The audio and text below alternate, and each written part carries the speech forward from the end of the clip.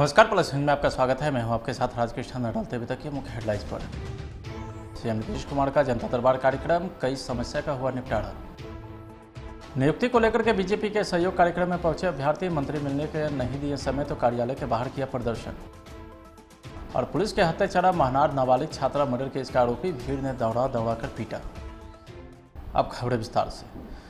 मुख्यमंत्री नीतीश कुमार जनता दरबार में लोगों की शिकायत सुन रहे हैं। पंचायती राज, जल संसाधन, ग्रामीण कार्य विभाग समेत कई विभागों की शिकायत को सुना। पश्चिम चंपारण से आए एक रिटायर्ड व्यक्ति ने मुख्यमंत्री से गुहार लगाया कि हमारा गांव यूपी में मिला दिया जाए, क्योंकि हमारा गांव कुशीनगर से 1 किलोमीटर की दूरी पर है।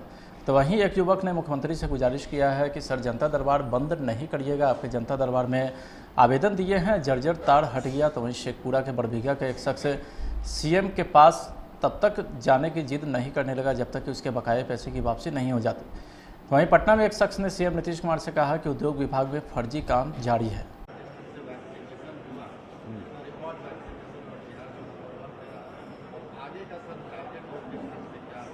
नहीं, हम लोगों ने शुरू कर दिया। हम लोग तो देखिए, आप लोगों को बार बार कह रहे हैं कि हम लोग जो 6 महीना में 6 करोड़ करेंगे तो 6 करोड़ से तो ज़्यादा करेंगे।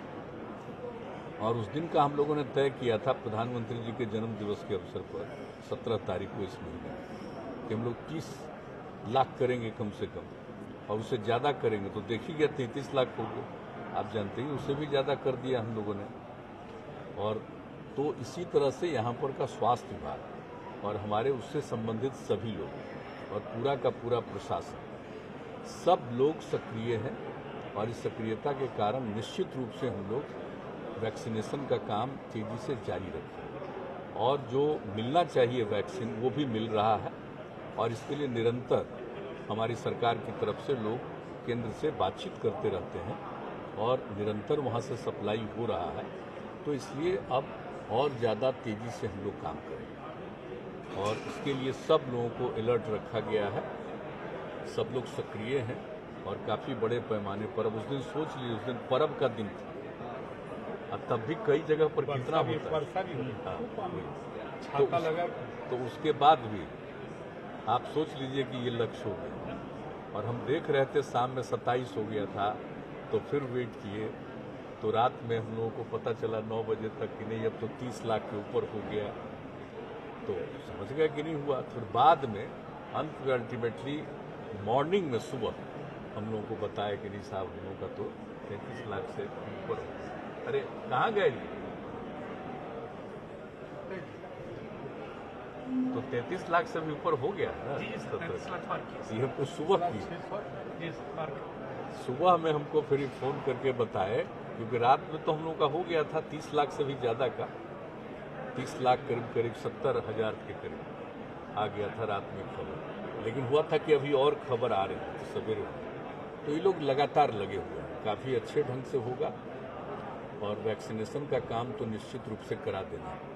लेकिन आपको तो हम बराबर कहते हैं कि वैक्सीनेशन का काम तो करना ही है। 30,09,650। हाँ, वो तो रात में ही न बताया। और उसके लिए हम लोग जांच के लिए भी, जो बराबर बताते हैं हम लोग, जांच के लिए भी निश्चित रूप से करना। अब देखिए, कहीं कहीं से आ रहा, जरा सा कहीं से आया, किसी जगह पर अचानक निकल रहा है 6-7। तो सबसे बड़ी बात यही है कि कोई बाहर से। बेल्ट्रॉन डाटा एंट्री ऑपरेटर की परीक्षा पास अभ्यर्थी को नियुक्ति नहीं मिल रही है, जिसे लेकर यह अभ्यर्थी बीजेपी के सहयोग कार्यक्रम में पंचायती राज मंत्री सम्राट चौधरी से मिलने पहुंचे। लेकिन इन लोगों को मंत्री जी ने मुलाकात नहीं करने का समय दिया। इन अभ्यर्थियों ने बीजेपी कार्यालय के बाहर ही प्रदर्शन शुरू कर दिया और नारे भी लगाए। इन लोगों का कहना है कि परीक्षा दिए 2 साल हो गए, ऑफर लेटर भी आ गया, लेकिन अभी तक नियुक्ति नहीं मिली है।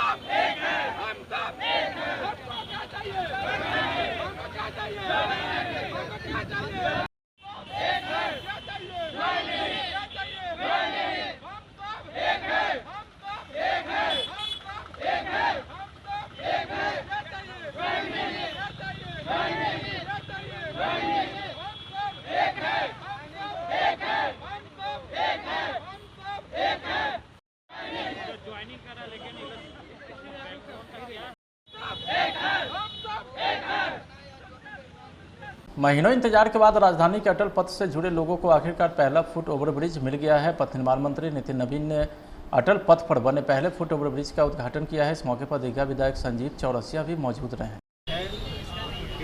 देखिए, करीब 3.5 करोड़ की लागत से ये ब्रिज बना है। साथ ही फुट ओवर ब्रिज बना है। इसमें लिफ्ट का भी सुविधा दिया गया है लोगों को, क्योंकि बुजुर्गों को भी इधर से उधर जाने में आवागमन में सुविधा रहे। साथ ही इसके मेंटेनेंस के लिए भी हम लोग ध्यान में है और हम लोग का प्रयास है कि इसको मेंटेन करने में भी हम लोग पूरा ध्यान देंगे। अभी ये BSRTC मेंटेन करेगा। अटल पथ की कनेक्टिविटी जितना इम्पोर्टेंट है, जिसको JP गंगा पथ से हम लोग जोड़ रहे हैं, और JP गंगा पथ से जुड़ेगा तो नॉर्थ बिहार जाने के लिए शहर के बीचों बीच एक रास्ता मिल जाएगा। साथ ही साथ हम लोगों ने इसको दीघा एम्स एलिवेटेड से भी ये जुड़ जाएगा। तो अपने आप में अटल पथ अपने आप में एक शहर के बीचों बीच का एक प्रमुख सड़क है। इसलिए हम लोगों ने इसमें ट्रैफिक को मूवमेंट के लिए क्रॉस नहीं करने दिया है। हम लोगों ने जो दो अंडरपास बनाए हैं, 3 अंडरपास बनाए, और उसी के तहत जो लोगों का डिमांड था, माननीय विधायक संजीव चौरसिया जी ने डिमांड किया था, तो हम लोगों ने इसके लिए फुट ओवर ब्रिज का निर्माण किया है और 4 स्थानों पर यह एक बनकर तैयार है। और दिसंबर माह तक हम लोग प्रयास में कि अगले 3 को भी हम लोग जनता को सपोर्ट कर पाएँ। मेंटेनेंस की जिम्मेदारी किसकी? अभी इसका मेंटेनेंस BSRTC करेगा। भविष्य में हम लोग इसको किसी एजेंसी को देंगे। सर, बिहार में नए पथ के निर्माण को लेकर के केंद्र सरकार से भी बात हुई है। नए पथ के निर्माण को लेकर के कौन कौन सी मुख्य सड़क है जिस पर कार्य शुरू हो गया है?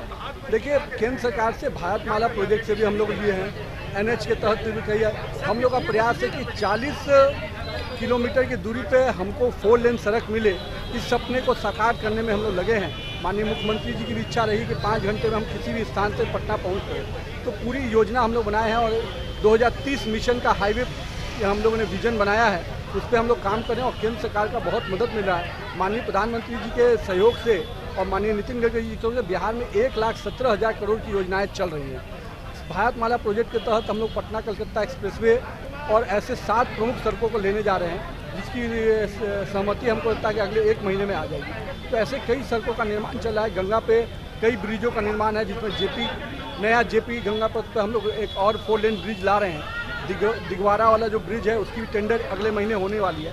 तो ऐसी सारी योजनाओं का लाभ हमको केंद्र सरकार से मिल रहा है। सर, तेजस्वी यादव रांची में थे। बिहार के वैशाली में नाबालिग से दुष्कर्म और हत्या किए जाने के मामले के एक संदिग्ध को पुलिस ने गिरफ्तार किया है। पुलिस संदिग्ध को गिरफ्तार करने गई थी, इसी दौरान हंगामा भी खड़ा हो गया। उग्र भीड़ ने संदिग्ध को पकड़ लिया, जिसके बाद सरेआम उसकी पिटाई की गई, जिससे अफरा तफरी मची। मारिए नहीं। ये जो आप देख रहे हैं करनौती हत्याकांड का जो है मुख्य आरोपी है, करनौती हत्याकांड का मुख्य आरोपी है, जिसका किया है।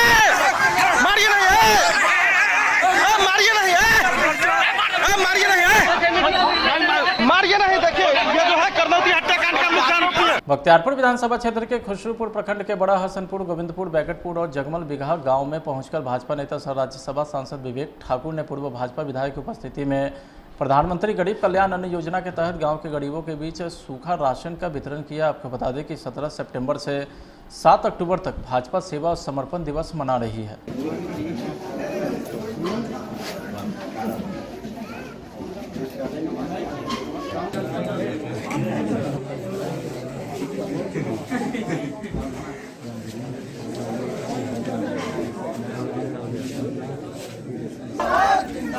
कल्लू मुखिया जिंदाबाद, जिंदाबाद जिंदाबाद। कल्लू मुखिया जिंदाबाद, जिंदाबाद।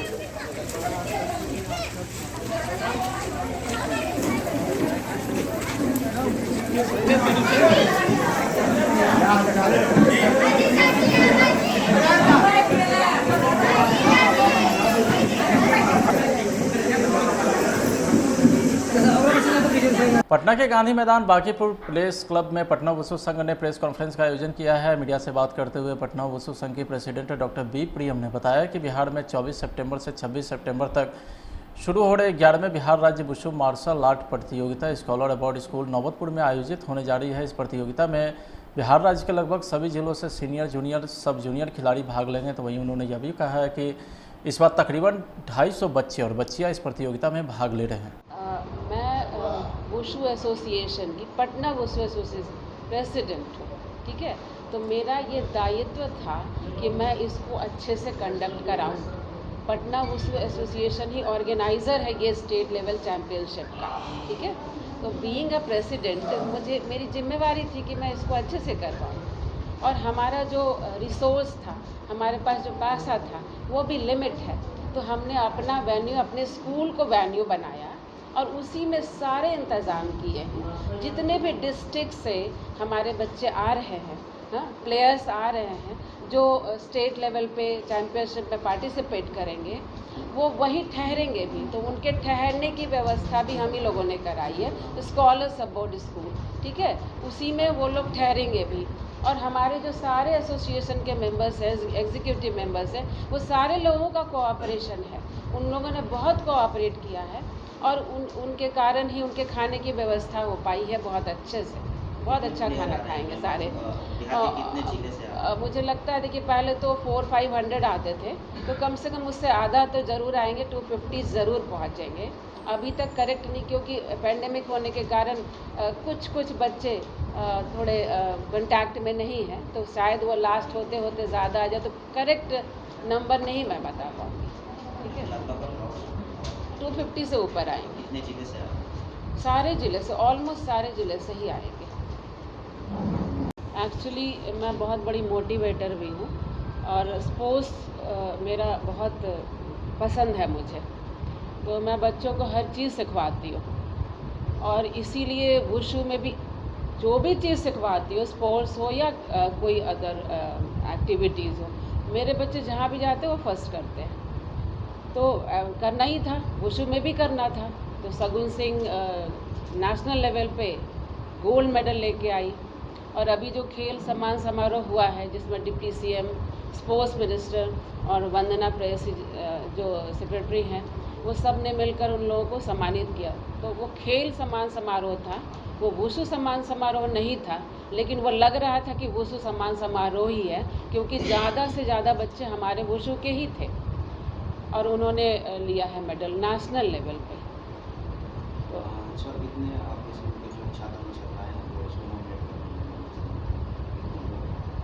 स्कूल एक्चुअली ये स्कूल बेस्ड है नहीं, ये तो वुशु बेस्ड कार्यक्रम है। और पिछली बार आपने जो करवाया था हाँ, वो इस बार आपका क्या इसमें होगा? इस बार भी वो हमारे बच्चे इसमें हैं, क्योंकि वो वुशु में पार्टिसिपेट करते हैं। और जितने भी पार्टिसिपेंट्स हैं जो डिस्ट्रिक्ट लेवल पे जिन्होंने किया है टॉप, वो स्टेट लेवल पर आएंगे।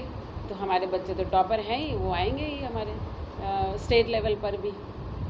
ये वुशु जो है एक चाइनीज़ मार्शल आर्ट है। ये दो शब्दों के मेल से बना है, ऊ, दूसरा है सु। ऊ का मतलब होता है युद्ध और सु का मतलब होता है कला, यानी युद्ध करने की कला। जो कला युद्ध के लिए उपयोग में लाई जाती है उसको वुशु कहते हैं। सर आज प्रेस कॉन्फ्रेंस कर रहे हैं, शायद इसका गेम होना है, क्या करेंगे? देखिए लोग आ रहे हैं, इसका डिटेल्स मैं आपको बता दे रहा हूँ। बिहार के अंदर, पटना के अंदर में ये 11वीं बिहार राज्य वुशु प्रतियोगिता हम लोग आयोजित करने जा रहे हैं। इसके अंदर में पूरे बिहार से लमसम 25 जिलों से हमारे खिलाड़ी आ रहे हैं, बॉयज़ एंड गर्ल्स। इनकी 3 कैटेगरी होगी, सब जूनियर, जूनियर और सीनियर। ये तीनों के खिलाड़ी हमारे ये पटना में आ रहे हैं और पटना वुशु एसोसिएशन के द्वारा इसको आयोजित किया जा रहा है। और इसके अंदर में लमसम 350 से 400 खिलाड़ी, क्योंकि ये कोरोना काल चल रहा है, हम लोगों ने कुछ नियम कानून बनाया है कि कम से कम बच्चे को, जो सही बच्चे हैं, एक सोशल डिस्टेंसिंग वगैरह के हिसाब से हम लोग उम्मीद करते हैं कि वो लोग आएंगे और ये प्रतियोगिता होगी। यह प्रतियोगिता का दिनांक रखा गया है 24, 25 और 26। 24 तारीख को हमारी टीम पटना के अंदर में सारी टीम आ जाएगी और उस दिन रजिस्ट्रेशन वगैरह का जो कार्यक्रम, वेइंग वगैरह का कार्यक्रम है, वजन वगैरह का कार्यक्रम है, वो हो जाएगा। 24 के बाद 25 के सुबह में, उसी 24 को शाम में हम लोग के जो इस बार गवर्नमेंट ऑफ बिहार की तरफ से राष्ट्रीय खेल दिवस के उपलक्ष्य में जो 29 अगस्त को जो पिछला हुआ, जिसमें डिप्टी सीएम साहब ने हमारे खिलाड़ियों को सम्मानित किया था, वैसे 10 खिलाड़ी जो हमारे हैं उनको डॉक्टर अमल्य कुमार सिंह, जो ऑर्थोपेडिक सर्जन पटना के हैं और हमारे माननीय प्रेसिडेंट हैं हमारे बिहार वुशु एसोसिएशन के, उनके द्वारा उन खिलाड़ियों को उनके निवास स्थान पे हम लोग सम्मानित करेंगे आपको 24 के शाम में। 25 के सुबह में 10 बजे के करीब में, 10:30 बजे के करीब में हम लोगों ने अपना एक उद्घाटन का कार्यक्रम रखा है जिसमें डिप्टी सीएम और खेल मंत्री और बहुत सारे लोग गणमान्य अतिथिगण वहाँ पर उपस्थित रहेंगे। क्लोजिंग हमारा होगा, आपको 25 के बाद 26 तारीख को क्लोजिंग होगा और शाम में 3 बजे से, जिसमें रेणु देवी जो डिप्टी सीएम वगैरह हैं और भी बहुत गणमान्य लोग इसमें आएंगे। और बाकी आगे का डिटेल्स जो भी है हमारी मैडम जो होस्ट कर रही हैं ये आपको बताएंगे। मैं दिनेश कुमार मिश्रा, CEO बिहार उसू association and founder of Bihar उसू एसोसिएशन। पटना के ज्ञान भवन में डाटा एंट्री ऑपरेटर को लेकर के प्रेस कॉन्फ्रेंस का आयोजन किया गया, जिसमें उपस्थित राजस्व व भूमि सुधार विभाग के मंत्री रामसूरत राय उपस्थित थे और ज्ञान भवन में 500 बेल्ट्रॉन अभ्यर्थियों के बीच ज्वाइनिंग लेटर का वितरण किया और उन्हें संबोधित भी किया। उन्होंने बताया कि 11 जो लोग अच्छे काम करेंगे उन्हें मैं अपनी तरफ से 1000 का इनाम भी दूंगा। सब लोग नौजवान लग रहे हैं, एक बार दोनों हाथ ऊपर करके जोर से बताएंगे, नारा लगाना है, भारत माता की। नौजवान का आवाज नहीं है, भारत माता की। वंदे वंदे। आज ज्ञान भवन के सभागार में उपस्थित डाटा एंट्री ऑपरेटर मुखीकरण कार्यक्रम में उपस्थित हमारे विभाग के अपर मुख्य सचिव श्री विवेक कुमार जी, डायरेक्टर श्री जय सिंह जी, ज्वाइंट डायरेक्टर कंचन कपूर जी, नवल जी, मनोज झा जी, सिंधी कुमारी जी, सुबोध जी, सुशील जी और हमारे सामने बैठे विभाग के सभी कर्मचारी पदाधिकारीगण, मीडिया के साथी और तमाम बिहार के कोने कोने से आए हुए 534 डाटा ऑपरेटर भाई और बहनों, मैं आपका निश्चित रूप से हमारे विभाग के अंदर 3883 डाटा ऑपरेटर आने वाले हैं, जिसमें से काम के हिसाब से पहले फर्स्ट में 534 की नियुक्ति हुई है, जिसमें से लगभग 500 के आसपास लोग हमारे पास आज ज्वाइनिंग किए हैं। और सबसे पहले बच्चों को समझाना ये ज़रूरी है कि आपका कर्तव्य क्या है। आपके माता पिता जिन्होंने संस्कार दिया है, हम सब भारत माता के संतान हैं, हमें जो दायित्व मिला है अपने धन धरती पर जो जाके काम करना है, क्योंकि रेवेन्यू डिपार्टमेंट ही एक ऐसा डिपार्टमेंट है जो ज़मीनी सरजमीन पे काम करके और अमीर हो गरीब हो भूमिहीन हो सबके लिए काम करना पड़ता है। तो ये डाटा ऑपरेटर जो जाएंगे, अब डिजिटल दुनिया हो चुका है, डिजिटाइजेशन हो चुका है और उनको जाकर के रजिस्टर्ड 2 से अपग्रेड किया हुआ है, उसमें जो परिमार्जन का काम है उसको करना है, LPC करना है और इसके बाद जब ये ट्रेंड हो जाएंगे तो इनको और भी काम हम लोग देने जा रहे हैं। तो इनको हम अपने विभाग के बारे में और अपने पद को कैसे काम करके अपना कद बढ़ाएंगे, इस पर हमने फोकस दिया। उनको हमने ईमानदारी का पाठ, अपने पारिवारिक ज्ञान, बिल्कुल इनाम नहीं, एक बतौर बच्चों में हौसला अफजाई होना इसलिए चाहिए कि इसमें जो 534 जो हमारे पास आने हैं उसमें बेहतर कौन लड़का करता, कितना किसको ज्ञान है। तो उनको एक डाटा ऑपरेटर हैं तो मैंने पेन ड्राइव एक अच्छे कंपनी का और एक पार्कर कंपनी का अच्छा कलम उनको दे कि उनको याद रहे कि हम अच्छा काम कर रहे हैं तो हमको इनाम भी मिला। और हमने ये भी कहा है कि आपका साल भर जब पूरे मैं समीक्षा भी करूँगा, समीक्षा करने के बाद आपको मैं तो डायरेक्ट डोंगल भी दे रहा हूँ। अब आपको ये बहाना नहीं चलेगा कि धोखा से हो गया, क्योंकि डिजिटल सिग्नेचर का पावर भी इनको मैं दे रहा हूँ। तो ये जो गलत करेंगे, परिमार्जन किसी का जानबूझ के गलत कर देंगे तो इनको सजा भी मिलेगा, दंडित भी किया जाएगा, बर्खास्त भी। और आज प्रशिक्षण शिविर है सर, लोगों ने प्रशिक्षण दिया, कल एक और प्रशिक्षण शिविर है, बहुत दिलचस्प प्रशिक्षण शिविर है। राष्ट्रीय जनता दल के तरफ से प्रशिक्षण शिविर लगाया जा रहा है, जिसमें लालू प्रसाद यादव के आदर्शों को पार्टी के कार्यकर्ताओं को बताया जाएगा। तो किस तरह का मैसेज जाएगा? ये उनके लोग जाने, उनके पार्टी के लोग जाने। हमारे आदरणीय नरेंद्र मोदी जी का चित्र का प्रदर्शनी 17 तारीख से चल रहा है और 20 दिनों तक चलेगा और उसमें जनता से मैं आग्रह करूंगा कि आप दोनों प्रदर्शनी को देखें और जो बेहतर काम किया है, देश के लिए किया है, समाज के लिए किया है, वैसे लोगों को इनाम देने का प्रयास करें। जो परिवार के लिए काम किया हो, अपने लिए काम किया हो, क्या उसको इनाम मिलना चाहिए, जनता ही फैसला करेगी। FIR होना तो ये संवैधानिक प्रक्रिया है और निश्चित रूप से सरकार अपना काम करती है हम अपने विभाग के बारे में आपको बेहतर समझा सकते हैं, बता सकते हैं। और आप लोग से बराबर मैं आग्रह करता हूं कि मेरे विभाग के बारे में मैंने जो काम किया है उसको आप बताइए, या कमी है उसको बताइए, मैं पूरा करूंगा। और निश्चित रूप से आप लोगों से बार बार अपील करता हूं।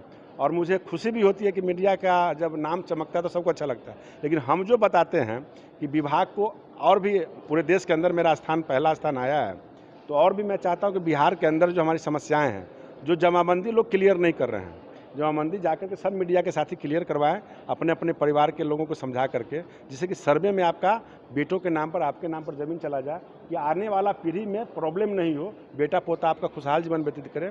और सबसे बड़ा कीमत किसका है? समय का कीमत है। तो आपका समय जो है, अर्थ तो बर्बाद होता ही है, समय आप सीओ के कोर्ट से लेकर के बीएलटी कोर्ट और लोअर कोर्ट से लेकर सुप्रीम कोर्ट तक लड़ते हैं, और एक पीढ़ी दो पीढ़ी गुजर जाता है, डिसीजन नहीं होता है। तो आज आपके हाथ में है, और सरकार के द्वारा, माननीय मुख्यमंत्री जी के द्वारा जो बीएलटी एक्ट के तहत डीसीएलआर के जो राइट पावर दिया गया था, उस पर भी हम सेमिनार करने जा रहे हैं बहुत जल्द। उसमें भी डीसीएलआर का बहुत सारा पावर समाहित फिर कर दिया गया। हाई कोर्ट के द्वारा रोक लगाया गया था, सुप्रीम कोर्ट ने उसमें हस्तक्षेप करके दिया है, उसमें कुछ पावर हम लोग को मिला, जिससे कि आम जनता का उसमें राहत बहुत हो जाएगा। प्राइवेट ज़मीन का जो छोटा मोटा दखल दहानी का मामला है, सीमांकन का मामला है, बंटवारा का मामला, ये सब इस चीज़ अब डीसीएलआर के कोर्ट में चलेगा, इससे बेहतर होगा। मैं बहुत जल्द बैठक करके और इस पावर को समाहित करके और लोगों का काम करवाऊंगा। और आप लोगों से मेरा आग्रह है कि मेरे लिए नहीं, बिहार के लिए एक जोरदार अपील करना चाहता हूं कि मीडिया की तरफ से टीवी पर चले कि जमाबंदी को क्लियर करें, सर्वे का काम चल रहा है, आप सहयोग करें, आपका काम बेहतरीन होगा। और आने वाले भविष्य के लिए जितना आप संपत्ति अर्जित करते हैं, उतना ही सबसे महत्वपूर्ण संपत्ति जमीन है। जमीन है तो आसमान है, जमीन नहीं तो आसमान भी नहीं है। मुजफ्फरपुर के सिकंदरपुर में बीते कई साल से मना रहे हैं भगवान विश्वकर्मा की पूजा। दूर दूर तक लोग आते हैं इसे देखने के लिए। 4 दिन तक चलने वाले इस पूजा पाठ को लेकर स्थानीय लोगों में काफ़ी उत्साह रहता है। नगर थाना के सिकंदरपुर बांध रोड में 21 साल से सृष्टि के निर्माण कार्य करने वाले भगवान विश्वकर्मा को यहाँ के लोग बेहद उत्साह और खुशी के साथ मनाते हैं।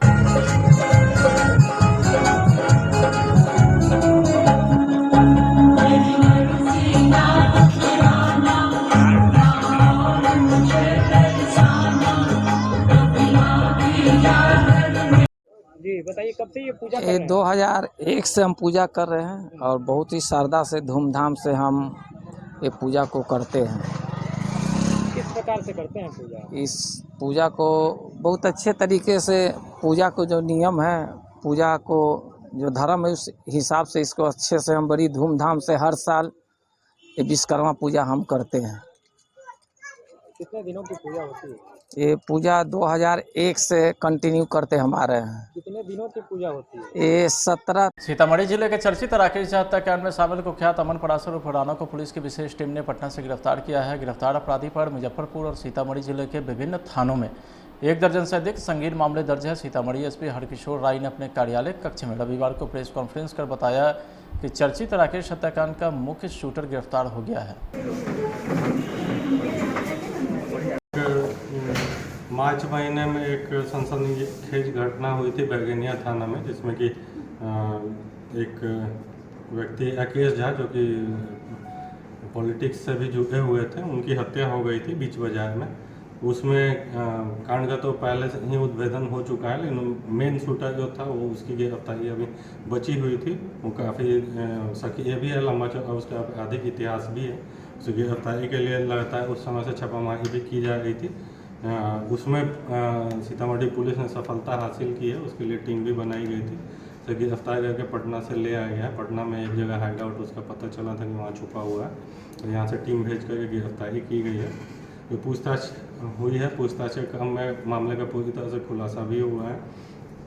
उसके पूरे के आपराधिक इतिहास का भी पता चला है। अभी तक जो भी पता किया गया है, तो उसमें हाल फिलहाल में 2-3 अंगदारी के मामलों को भी उसने स्वीकार किया है। बैगनिया में 1 अंगदारी के मामले में तो पुलिस ने छापामारी किया था, तो उसका एक साथी हिमांशु झा भी पकड़ा गया था, जिससे जो भी घटना के समय शामिल था इसके साथ में।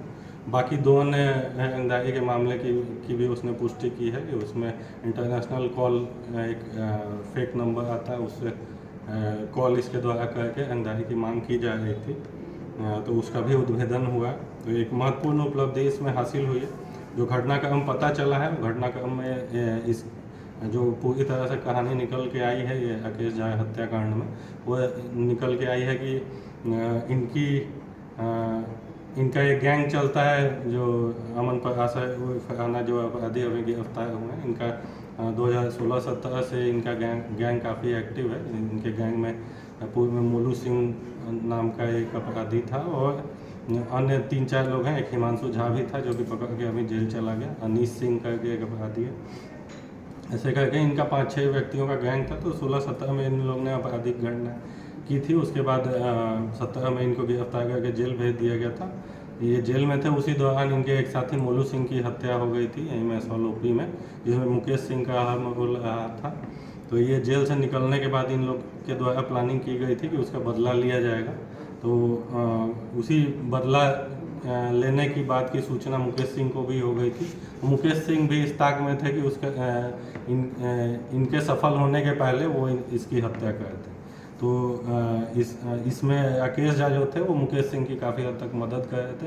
इनफैक्ट 1-2 बार मुकेश सिंह और उनके साथी का जो गैंग है वो जाके यहाँ इनके गांव में एक ही इत्यादि। पूर्णिया के डगड़ुआ प्रखंड के सौरा बजावड़ में प्रेम प्रसंग मामले में छोटू ठाकुर को सुलझाने गए पिता पुत्र को गोली मारकर के अपराधियों ने घायल कर दिया है। गजाधर यादव को गोली लगने से घायल हो गए तो वहीं उनके पुत्र सरोज यादव की मौत हो गई। सौरा बाजार काली मंदिर के समीप की यह घटना बताई जाती है। आनंद फानन में पूर्णिया सदर अस्पताल में घायल को ले जाया गया, लेकिन उसकी स्थिति अभी तक नाजुक है। गोली मार दिया। ये लोग क्या पहले किया नहीं किया, हम नहीं थे, हम काम कर रहे थे, मजदूर आदमी हैं, देख लीजिए, काम छोड़ के इसको ले गए हैं। इनके परिवार में कोई है? हाँ, परिवार है, दियाद है, भाई है, सब चीज अपना है। कौन मारा है? एक ठाकुर था गांव में, वही मारा है। वो दूसरे जगह जा करके गांव में रहता है। उसका भारी हाथ नानी का नाना हंद है, सौरा जावर का। सौरा प्रखंड डगरवा है। डगरवा है। क्या नाम है मृतक का? सरोज कुमार। क्या दुश्मनी में? कोई दुश्मनी क्या है नहीं है, भगवान जाने ऊपर वाले। कौन है आपका भाई? है चचेरा। आपका नाम? रुपेश यादव। फोन पर दूसरे आदमी फोन किया, बोला कि जो है इसके पापा के विषय में लगातार को जो है गोली मार दिया है। तो हम बोली क्या बात है? बोली कि नहीं, हमको भी नहीं है कि सुनते हैं कि आप कौन गोली मार दिया। यहाँ आके पता चला कि नहीं जो है रास्ते में, तब वहाँ से हमको कोई विजय यादव है वो फ़ोन किया, बोला कि नहीं जो है ये ठाकुर है मंटू ने, ये छोटू नाम है, वही गोली मारा है जो है। और उसको 2-3 आदमी को पकड़ के रखा है बंद करके काली मंदिर में। क्यों मारा? कोई कारण होगा? मारा कुछ नहीं, एक जो है चमरू महलदार है, उसका पोतहू है, उसका पोतहू को जो है वो उस लड़का से जो है एंटेंगिल है, 1 साल से 1.5 साल से उसको जो है उसे एंटेंगिल है।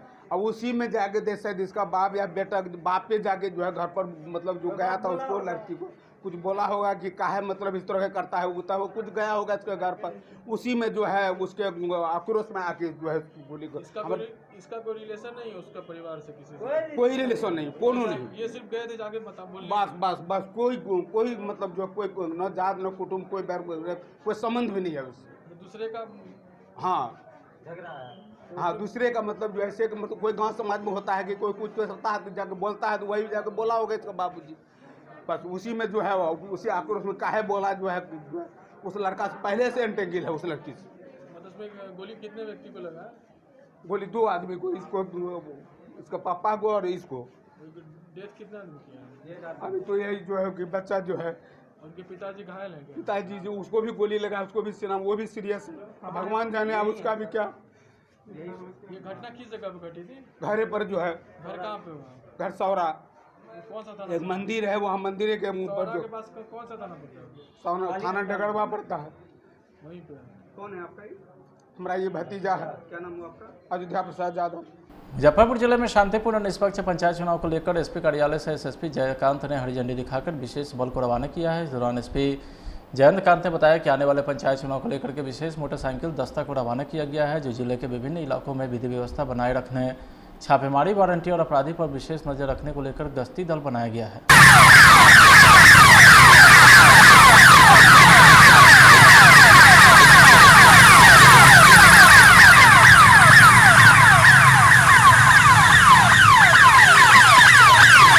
जो 10 फेज़ में है, इसमें जो है छापामारी के लिए और वारंट डिस्पोजल के लिए और क्रिमिनल्स पे नज़र रखने के लिए एक विशेष मोटरसाइकिल दस्ता है, जो कि जो कि मुजफ्फरपुर के डिफरेंट एरिया में जहाँ पे पंचायत जिस हिसाब से हैं उस हिसाब से वहाँ छापामारी करेगा, लोकल थानों के साथ में सहयोग करेगा और इसके अलावा लोकल जो डीएसपी हैं उस एरिया के सब डिवीज़न के उनके साथ में सहयोग करते हुए छापामारी करेगा। इसके अलावा जो शराब के ऊपर कार्रवाई है या फिर कोई भागे हुए क्रिमिनल्स हैं इन सब के ऊपर भी कार्रवाई करेगा। पटना के जदयू कार्यालय में एक प्रेस वार्ता का आयोजन किया गया है जिसमें मंत्री संजय झा, जदयू के राष्ट्रीय अध्यक्ष ललन सिंह ने लोगों को संबोधित किया है। मीडिया के सामने संबोधन में उन्होंने तेजस्वी यादव पर हमला किया है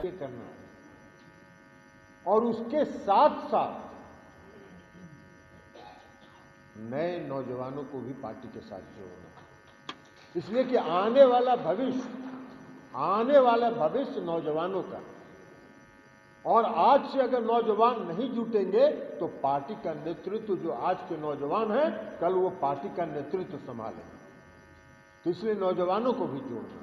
अब पुराने लोगों को सक्रिय करके नौजवानों को अगर जोड़ना है तो उसमें सामंजस्य होगा। सामंजस्य ऐसे होगा कि पुराने साथियों का अनुभव, उस अनुभव का लाभ लेके नए साथी जो नौजवान पार्टी के साथ जुड़ेंगे उनमें समर्पण का भाव होगा। नेता के प्रति समर्पण, जनता दल यूनाइटेड के प्रति समर्पण। कोई मत रहे मेरे प्रति समर्पित, कोई मत रहे नहीं रहे अशोक चौधरी जी के प्रति समर्पित, कोई नहीं रहे संजय झा जी के प्रति समर्पित, कोई नहीं रहे उमेश कुशवाहा जी के प्रति समर्पित, लेकिन पार्टी का समर्पित कार्यकर्ता अगर जनता दल यूनाइटेड के प्रति समर्पित है तो पार्टी में हम सबों के प्रति समर्पित है, और नेता के प्रति अगर समर्पित है तो हम सबों के प्रति समर्पित है, क्योंकि हम सब लोग नेता को ताकत देने के लिए, नेता को मजबूत करने के लिए रात दिन काम कर रहे हैं। तो इसलिए ये काम में लगना। अब नौजवानों के सामने कई तरह की चर्चा होती है। अब एक आध को वीर बंका यहाँ है, 9वां पास है, हम नाम किसी का नहीं ले रहे हैं, हम किसी का नाम नहीं ले रहे हैं, 9वां पास है। अब 9वां पास आदमी भी रोजगार की बात कर रहा है। अब आप बात बताइए, जो मैट्रिक भी पास नहीं किया, 9वें तक स्कूल में गया, उसको क्या रोजगार का मालूम है कि रोजगार क्या होगा। नीतीश कुमार जी की सरकार ने 2015 से लेके 2005 से लेके 15 साल में जो रोजगार बिहार में सृजित किया है उसका जरा आंकड़ा निकाल के देखिए। जब 2005 में मुख्यमंत्री नीतीश कुमार जी बिहार के सत्ता संभाले थे और हम उस समय प्रदेश के अध्यक्ष थे, बिहार लोक सेवा आयोग का परीक्षा पिछले 5 वर्षों में कभी नहीं हुआ था, और मुख्यमंत्री नीतीश कुमार जी ने 5 साल की जो रिक्ति थी उसको 1 साल